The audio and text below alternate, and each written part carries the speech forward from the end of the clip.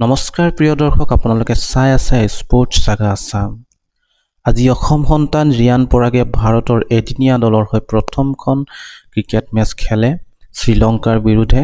বহুদিনৰ অপেক্ষাৰ অন্তত ৰিয়ানে ভাৰতৰ হৈ এদিনীয়া মেচত খেলিবলৈ সুযোগ পায় আৰু আজিৰ এই অভিষেক মেচত সুন্দৰ প্ৰদৰ্শনৰ জৰিয়তে ক্ৰিকেট অনুৰাগীৰ মন জয় কৰিবলৈ সক্ষম হয়। মেচখনত যদিও ভাৰতে জয় লাভ কৰিব নোৱাৰিলে, জয়ী হ'ব নোৱাৰিলে, কিন্তু ৰিয়ান পৰাগে মেচখনত এক উন্নত মানৰ প্ৰদৰ্শন আগবঢ়াবলৈ সক্ষম হয়। মেচখনত এগৰাকী মুখ্য বলাৰৰ ভূমিকাত ৰিয়ান পৰাগক দেখা পোৱা যায়।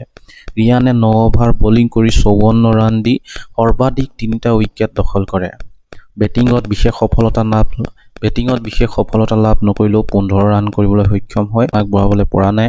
মেচখনত পূৰ্বৰ দৰে অধিনায়ক ৰোহিত শৰ্মাই সুন্দৰ আৰম্ভণি দিছিল যদিও বাকী বেটছমেনসকলৰ বিফলতাৰ বাবে জয়ৰ মুখ নেদেখে ভাৰতীয় দল। শেষৰ সময়ছোৱাত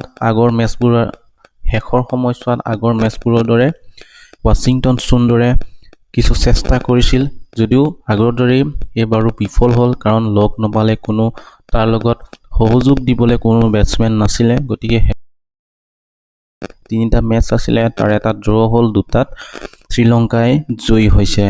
এনেদৰে সিৰিজ দখল কৰে শ্ৰীলংকাই।